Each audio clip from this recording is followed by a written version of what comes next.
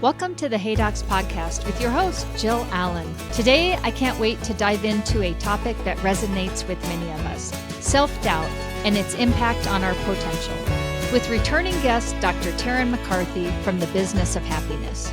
She will share insights into how self-doubt is fostered by societal and educational structures and how it holds us back from achieving our full potential. We'll also explore practical strategies for overcoming self-doubt and how doing so can unlock greater success in both our professional and personal lives. Let's get into it. Are you feeling the squeeze from declining starts and cash flow as costs continue to rise? Building on their industry-leading patient acquisition, insurance management, and collections solution, OrthoFi is delivering groundbreaking innovations to keep your practice thriving. OrthoFi's latest feature, iMax, allows you to maximize every insurance claim submission, adding tens of thousands of dollars to your annual production. Plus, with the game-changing combo of FPT10 and third-party financing, OrthoFi is making it even easier for patients to say yes to treatment while ensuring steady cash flow for your practice. OrthoFi's commitment to your success in today's evolving orthodontic landscape is why I recommend them to my clients, and right now is the best time to get started. Visit startmoresmiles.com and use promo code HeyDocs to get 50% off your implement. Hey Docs, on this podcast, I talk about a lot of different ways you can set your practice apart. But here's one that might surprise you. Maybe you haven't thought about it before, but the equipment you use can make a big difference, not just for the patient experience, but for you and your team too. That's why I want to let you know about a new line of orthodontic equipment from ADEC. I visited their headquarters in Oregon earlier this year to take a sneak peek for myself, and I have to say, I was impressed. ADEC has manufactured award-winning dental equipment for 60 plus years, and they're bringing that same level of excellence to ortho. From comfortable, compact patient chairs to a versatile workstation and delivery to ergonomic dental stools, ADEC orthodontic equipment is designed for a smooth and easy workflow. Day after day, patient after patient, see the difference it can make for your practice. Click the link in our show notes to learn more about ADEC orthodontic solutions.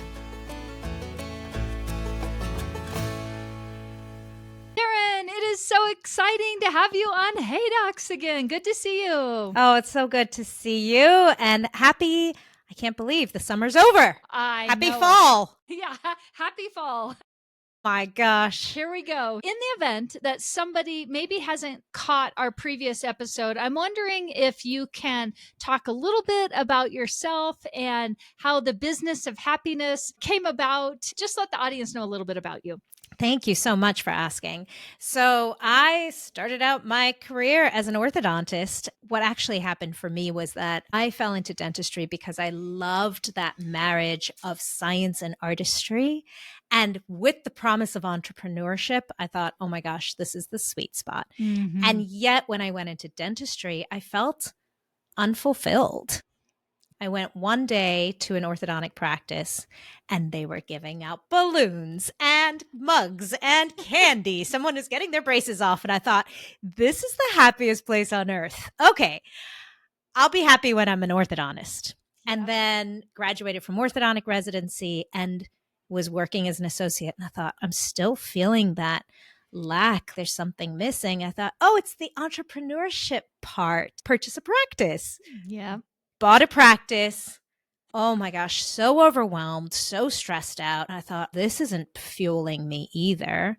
I thought, being a parent, I need to have a family. That's the thing. So had 2 babies in quick succession, then really felt stressed out and overwhelmed. And all of this anxiety and stress really built up to crescendo where I just was in such a state of fight or flight that I fled. And I fire-saled my practice. I went to a divorce attorney. I went to a bankruptcy attorney. I fled everything. I fled the state. Honestly, Jill, if I could have, I think I might have fled my children. I was in so much panic, not feeling good enough, not knowing. I had everything, the fancy house, the fancy car, the fancy dogs, and I was still not happy. I thought, what is wrong with me? That all of this is not making me happy, that I'm finally an orthodontist with, I have everything. Why am I not happy? And that was the beginning of my self-discovery journey. And it really took unlearning everything I thought I knew in order to reconnect with myself. And fast forward 10 years, I ended up opening another practice from scratch and growing it to be the most successful orthodontic practice in the state. And nothing had changed. Same husband, same kids, same orthodontics, collected payment the same way, but everything had changed within me. Yeah. And I realized that happiness is not a result of success. It's the other way around. Yes. That happiness actually is the precursor to success, and that we've had it wrong this whole time.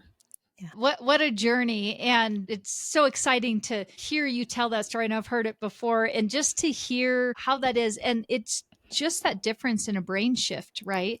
It wasn't the outside circumstances, but it was just how you were approaching where you were at. And that to me leads me into what I wanted us to talk about today. And I want to discuss self-doubt. Yeah. And I think that is something that all of us, I actually just had a doc send me a response to something, and she was like, imposter syndrome is in full effect right now. I'm wondering if we can just dive into that for today, because I think you've got some great insight on this, and talk to our audience about self-doubt a little bit. Yeah, thank you. It's one of my favorite things to talk about. So this is exciting. Thank you for this beautiful gift, because I think self-doubt was one of the things that plagued me in ways that I didn't realize for so long. Most certainly a contributor to my burnout.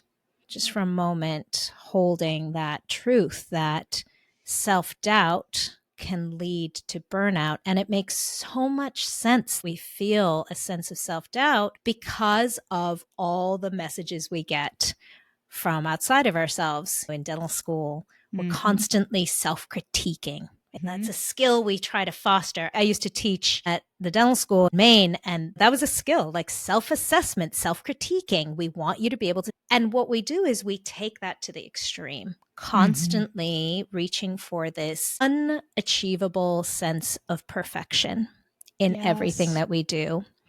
We start to doubt ourselves. Am I good enough?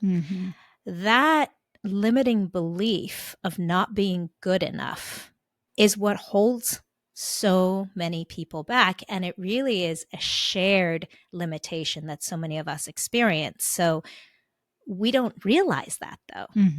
I think I'm all alone. So I know if you heard my story, I shared with you, I had everything I was trying to create in my world, and I still wasn't feeling happy. So immediately my first thought is, what is wrong with me? Lack of self-belief. And what's really interesting is many dentists, and maybe someone who's listening to this story right now might think, oh no, I believe I can do anything. That would have been the story I would have told. I really thought I can do anything I put my mind to. In fact, it's something that many high achievers share, is the sense of, I might not be the smartest in the room, but I am the hardest working. I will figure it out. What's so interesting is that doesn't necessarily mean that you have a high sense of self-belief, because sometimes what happens when we face fearful situations, we bulldoze through them. We attack them. I'm going to prove you wrong. You said I can't do it. I'm going to show you. It's not coming from self-belief. It's coming from fight or flight. Interesting. Yep. And it's that same nervous system dysregulation that in my story led me to flee.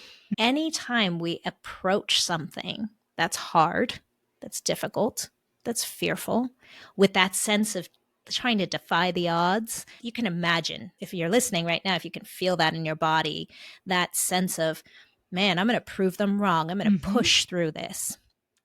And what that is, it's a trauma response to lack of self-belief. Lack of self-belief can lead to burnout. And now you see why, because if we're pushing our nervous system, fighting through insecurity or fear and bypassing that fear, we're setting off all kinds of alarms biologically in our body. We're talking cortisol, adrenaline, washing your body with these hormones. And that is what leads to exhaustion and burnout. Compound the self-doubt, the lack of self-belief, and the imposter syndrome. I have my practice. I've bought my practice. I'm here. I'm a practicing dentist. And I walk into the room and I think, oh my God, if anybody in this room knew what was happening behind the scenes, that imposter syndrome. It makes so much sense why this is such a big part of what we experience in the profession, because it really is fostered from a very young age in our society and in our education system. And it's not that it's bad.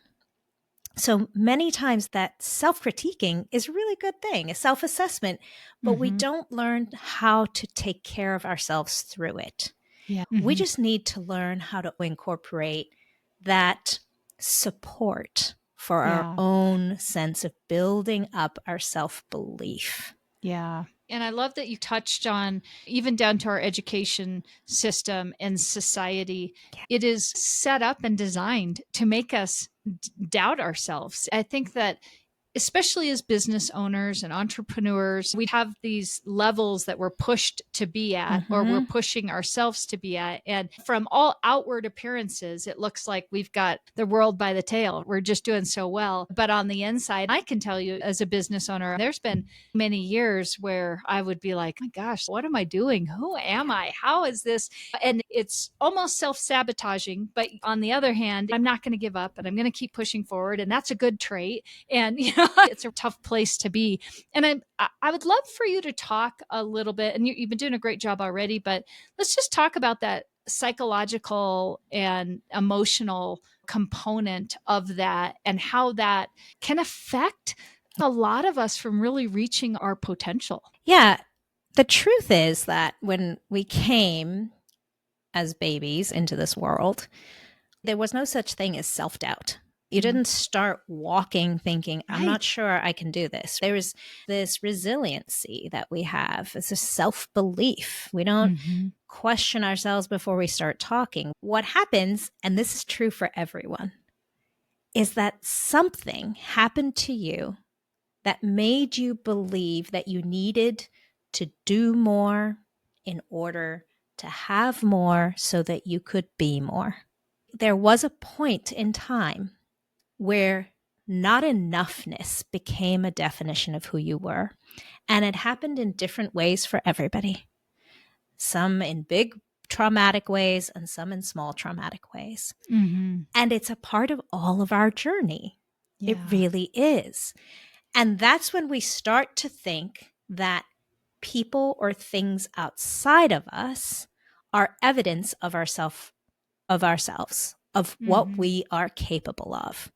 That math teacher that says, you're never going to be a mathematician, prosthodontics professor who says, oh, you can't cut a crown, or the little girl on the playground who told you were fat. It doesn't matter where or when, it happened to all of us. And what we did was we made it mean something about us. And so if we've been practicing that our whole lives, really putting the weight of other people's opinions on our ability, on what we're capable of, it becomes a well-honed skill. And so that one Google review from a patient sends you off the deep end. Instead of looking at it as data, something interesting that we can stay disconnected from. That patient just complained about the communication in our practice. Isn't that interesting? We take that on as an indication of what we're capable of. That must mean I'm a terrible leader. That must mean I'm terrible at communication skills. That must mean something about me is not good enough. It's such a fine line. It doesn't mean that I'm telling you to ignore all your Google reviews. It just means it's not about you. Yeah. And we make it about ourselves. We make all these outside, external components about us. It's really interesting because I tell my story about looking for success outside of me to bring me happiness. Mm-hmm. And so many people can relate to that. It's not the labels or the Gucci or the second home or the car. We get to a point in our careers where we realize the material things are not important. They are not sustainable or long lasting. They're no validation of our worth or our ability. But it's really interesting how so many people forget that it's also not an indication of your not enoughness. When someone outside of you is giving their negative opinion of you, even a team member who maybe gives her 2 weeks notice and you have an opportunity to have an exit interview and she says, this is where you did me wrong. We get to take that information and use it for the betterment of our practice, but also recognize that it's not about your ability or inability as a human to get up and try that step again, just like you did when you were 12 months old. Taking that step, when I got up and I stumbled and banged my face on the couch, I cried, and that's okay. We can cry and feel bad about that team member saying that. But then we can brush ourselves off and say, now I have new information. I am more powerful than I give myself credit for, and I can take a step forward in the right direction. When we don't do that, we start defining ourselves by the external. So although now I'm not talking about successful things like whether my car makes me feel good about myself or my boat or how fancy my clothes are, now we're talking about the Google reviews or our team's reflection of us as leaders or your colleagues' perception of you. Yeah. And being okay with letting go of external validation is such a critical component. Again, I just love what you're saying about this because I equate it to a lot of times, the phrase, is it situational or personal? And I think so many times if we can just take a step back, as you're saying, and say, okay, was this really, like, we initially want to take it personally, right? Hold on to that as personal. That review was a direct reflection of me. But what you were saying is if we can sometimes give that extra perception of, okay, maybe this was situational. Maybe they were upset about the way we answered the phone or the way we handled the situation. And as a whole in our office, as a learning experience versus me just taking it. And I've had calls from doctors where they are devastated by review or something along those lines. And I know it's hard. It's hard for me to hear critique. It's hard for any of us. Absolutely. But I think sometimes when we can start to put it into perspective and really think, okay, was it really me? We all know running and growing an orthodontic practice isn't easy, and technology is supposed to help you, but oftentimes your practice management software doesn't. Some of them are even clunky and need lots of third-party add-ons. That's why I recommend Greyfinch to my startup and existing clients, because Greyfinch is different. Greyfinch is an all-in-one web-based platform that saves you time and boosts your client base, productivity, and bottom line, with no downloads or third-party software needed. It even has tools you can't find anywhere else, like televisits, two-way email and text messaging, a patient self-service hub, and much more. Want to see how it can grow your practice? Visit greyfinch.com/Jill Allen and see why countless leading practices have made the switch.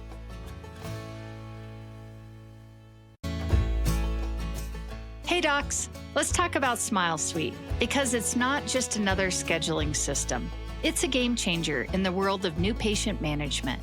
And as a proud Smile Suite partner, I've witnessed the incredible impact it has on practices of all sizes. Smile Suite means your new patient calls and web leads are expertly handled 7 days a week, even during nights and weekends. And they offer top-notch customizable presentation software and seamless post-consultation follow-up. It's like having a secret weapon for your practice's success. Curious? Dive into the revolution at GetSmileSuite.com.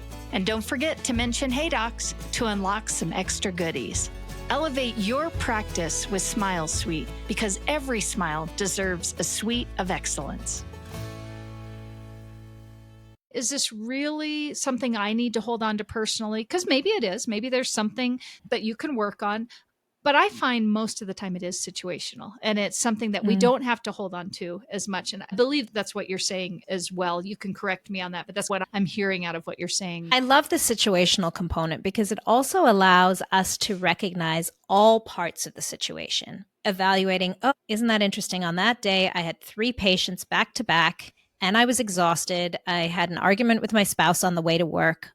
Now I can bring some data points into the conversation and realize, okay, to set myself up for success, I'm going to put some boundaries around my patient scheduling. I'll never forget, Jill, and this is coming from real experience. Never forget the day my husband said to me, Tarryn, you cannot have an argument with me as I'm walking out the door. I'm going to the office to literally put patients to sleep. And when I'm stressed out, I cannot be focused. It was such a beautiful conversation because that was great boundary setting for him. Yes. Recognizing, oh, I'm in a place of dysregulation. So can we please move these conversations to a different time in the day? Love that. I love that awareness. So that component of situational is so powerful. Yeah. And there's so much opportunity in there to really set yourself up for success. Yeah. And beyond situational, sometimes there are patterns. Oh, isn't this interesting? It's not just one day that I show up feeling this way. Seems like the past 6 months I've been showing up this way. So sometimes it's more than a single moment in time. Yep. And then we get to self-reflect and say, oh, isn't that interesting? Where do I have the power to make some change with boundary setting, with conversations, with my own health, with my own radical personal responsibility for my own happiness? It still does not mean that I'm not enough. And I think in there is a huge value for self-forgiveness and self-compassion.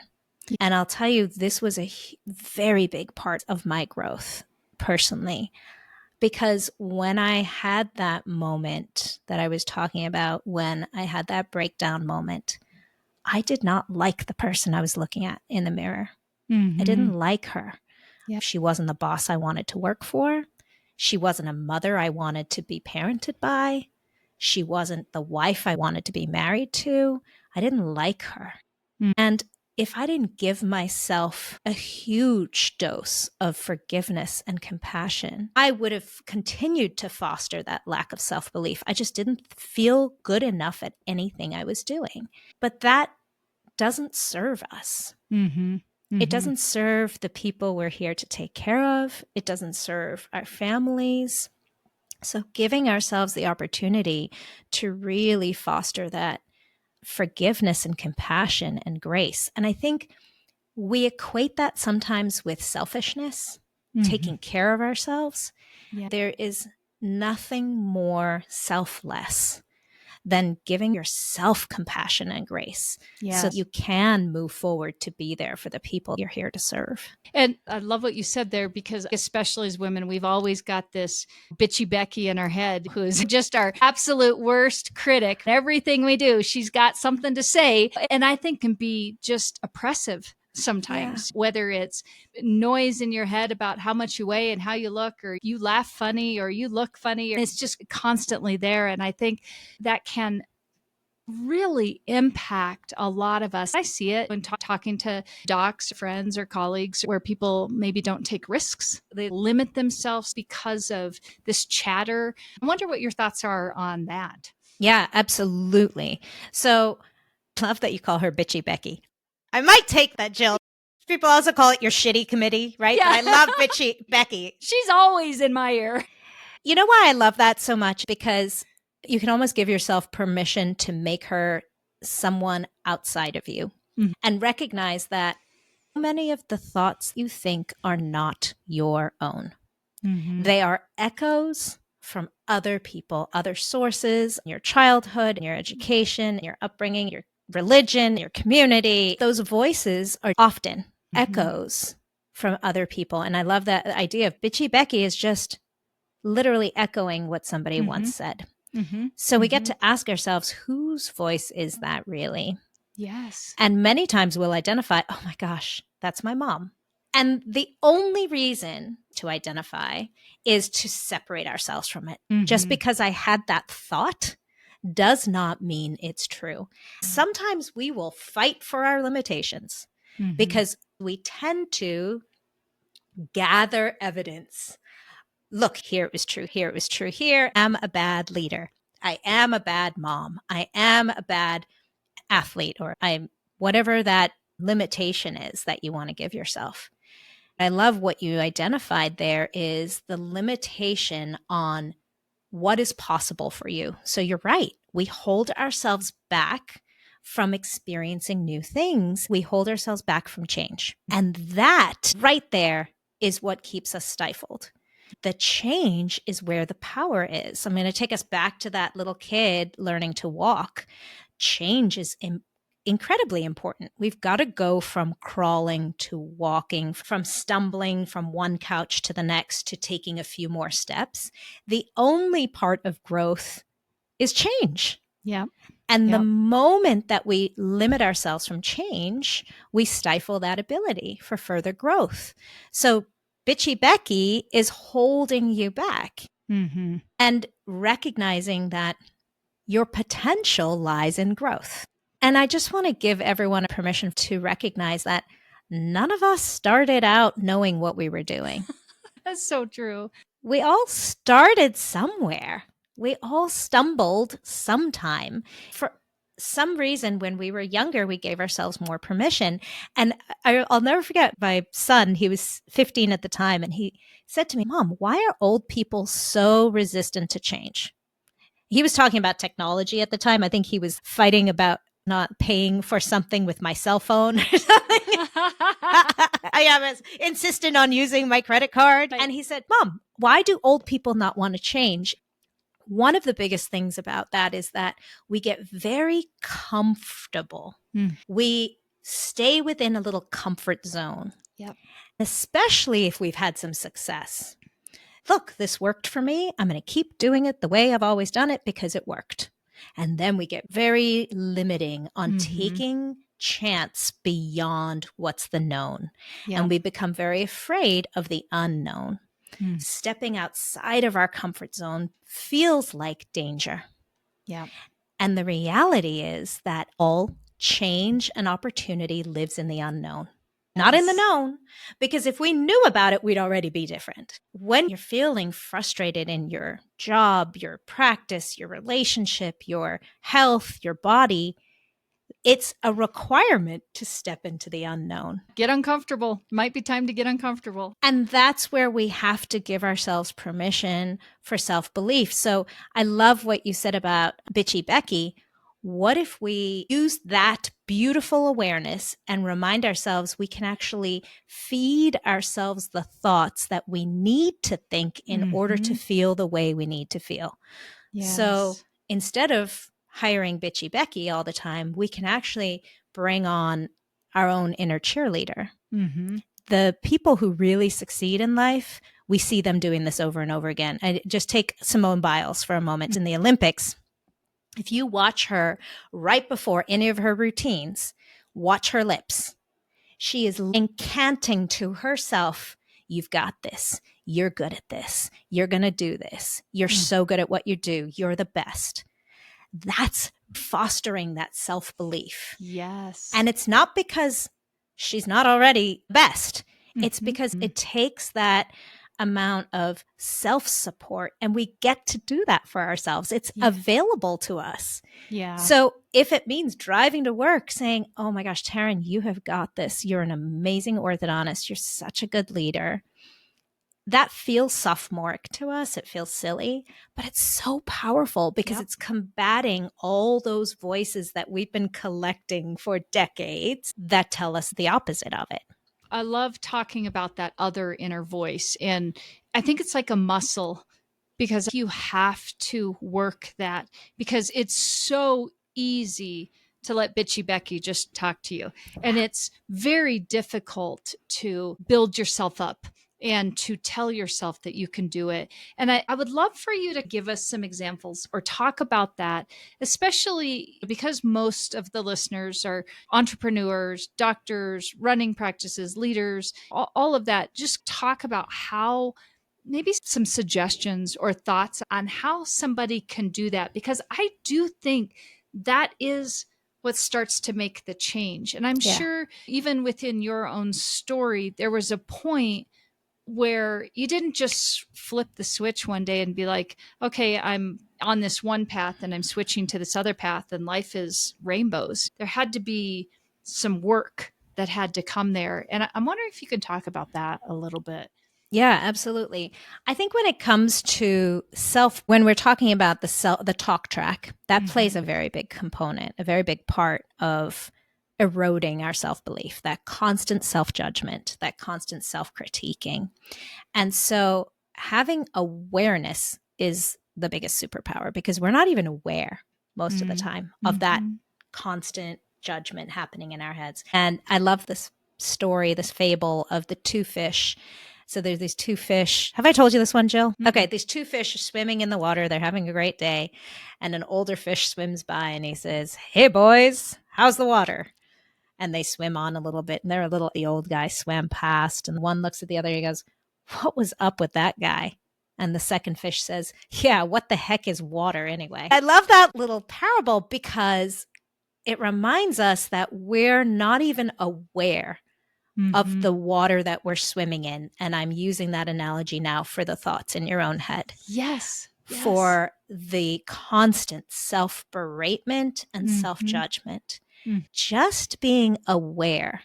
And all it takes is just paying attention. Now that I've given that image to you, you're going to start to notice every time I walk by the mirror, I'm judging myself. Yep. Every time I get ready to do something scary, stand on stage or a new patient exam or interview a new team member, I'm judging myself. Isn't that interesting that I'm beating myself up for not being happy enough or not being successful enough or not running enough or whatever it is? Just the awareness is a huge step in the right direction, because we can't change that which we're not aware of. It's not possible. Nothing can shift if we're not aware of it. So that's starting point. And then listening to that talk track and giving yourself permission to do something very uncomfortable, and that is feeding yourself some support. Actively doing it, and trust that it's going to feel weird and uncomfortable, because anything new feels weird and uncomfortable. So one of the things I started to do, because I couldn't believe how terrible I was being to myself in my own head, I started writing on the mirrors in my house, "I am enough," just with a dry erase marker. I love that because it meant everyone else in my family was benefiting from it as well, so that they could feed themselves that same opportunity. I put it at the office in the staff lounge. I wrote, "I am enough," because I wanted to remind myself I'm enough. But it also was great for everyone else, because the truth is we all are. It's a way old, outdated paradigm to chase ourselves with a stick. The same as with your team members, same as with your kids. You're never going to get them to be fully motivated and excited and brand ambassadors and learning and growing and doing hard things if they're beating themselves up. You might get a certain amount of success, but it's not sustainable. And so we get to support ourselves that same way.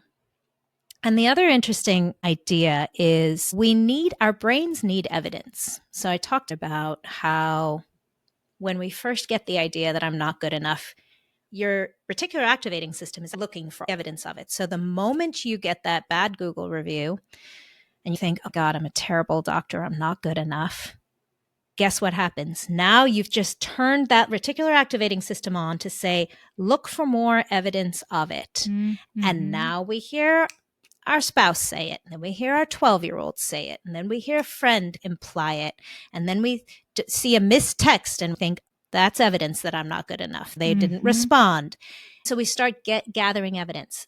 Knowing that's one of the ways your mind works, we get to use that to our benefit. An exercise I'd love to do is looking back over your life. What were the really hard times in your life? And I know that can be emotional, but almost making a timeline of your life. Like 1998 was really hard. 2024 is really hard. And then showing yourself how you were able to overcome those challenges. Recognizing, oh my God, that was really hard. And I did that. I got through that. Looking back at my first practice, that was one of the most difficult times of my life. Oh my gosh, I could go through that. I can get through almost anything. Yes. Giving yourself permission to foster that self-belief. That was really hard when my brother passed. But man, I got through that. I really did. And that is such a powerful exercise because only you know what you've been through. Only you know what it took to overcome and to get through those moments and to recognize the growth that you've had since then.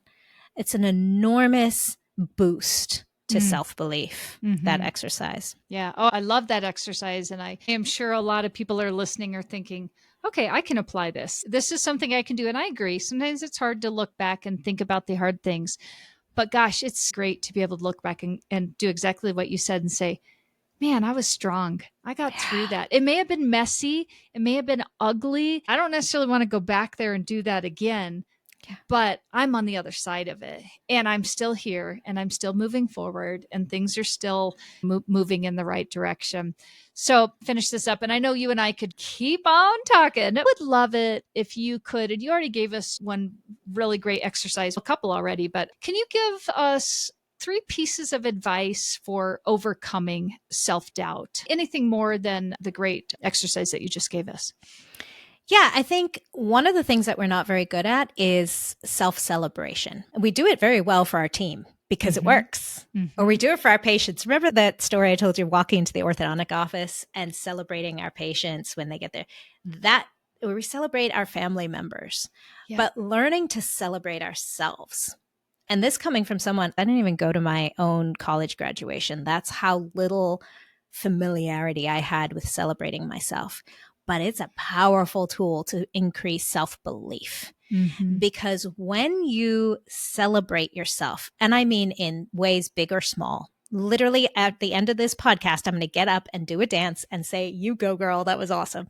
That is now something I do because I recognize how powerful it is in terms of building my resilience and self-belief, something as small as that. So having a practice of self-praise, encouragement, and celebration. One of the times that I love to do this is at night.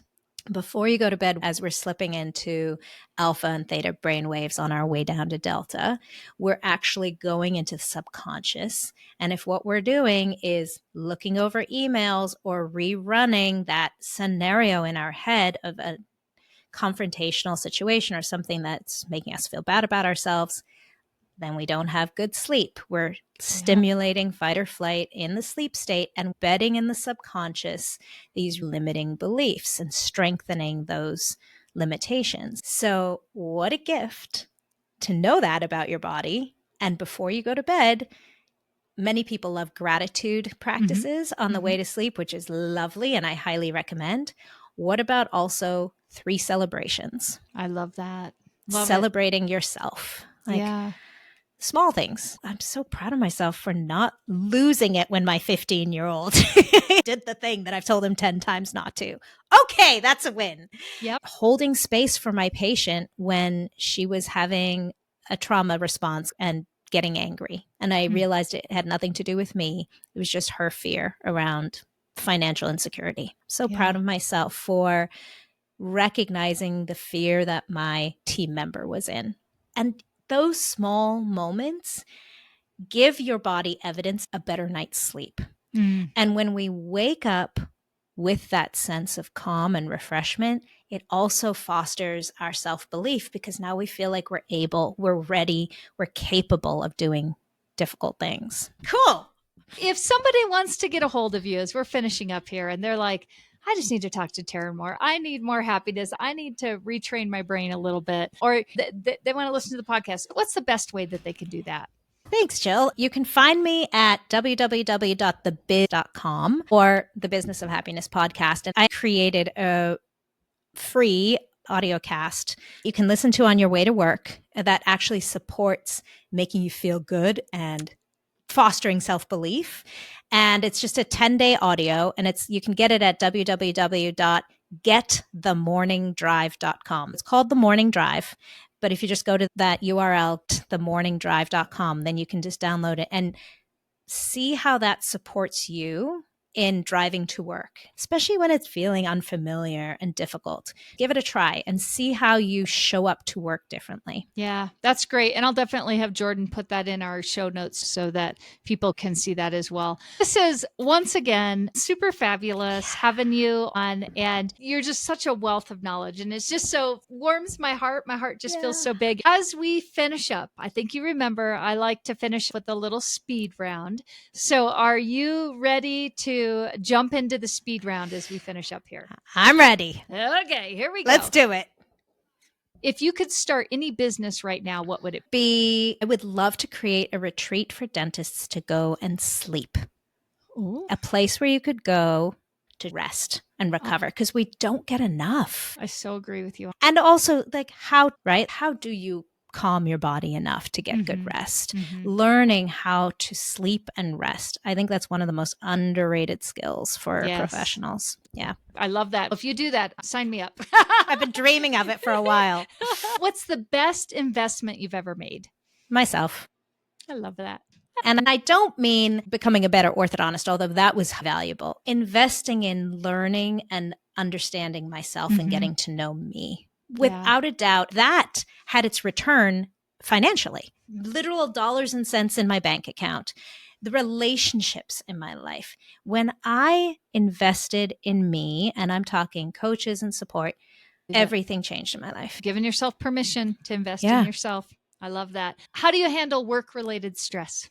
I love to get outside. I love to run. That's my real medicine. But even if it's just stepping outside for a moment, it grounds me. It reminds me that none of this matters. Yeah. None of us are getting out of here alive. And when I step outside, I'm reminded of that. I've been thinking so microscopically, and it makes so much sense. We take things so seriously. But when we step outside and give ourselves that vista vision and take a deep breath and step into nature, we realize, oh my gosh, nothing actually matters. And I get to just have fun in this life and choose what brings me joy. Yeah, I love that. How about just a few more I'm going to throw at you? One trend in our industry you're excited about? The mental health awareness. For sure. I've been noticing that at a lot of the conferences. Yeah. We're really having a focus on taking care of our mental and emotional well-being. Yeah, I think that's great. And then last one, what's the most valuable piece of advice you would give someone just starting their career? Take time for yourself. Yep. That's it. Take time for yourself. Prioritize yourself. It is not selfish. It's actually the best way to take care of other people. Yeah. I love it. Tarryn, it has been an absolute pleasure. Thank you so much for joining us again. And I know we're going to get to do another episode here soon. Until next time. Bye-bye.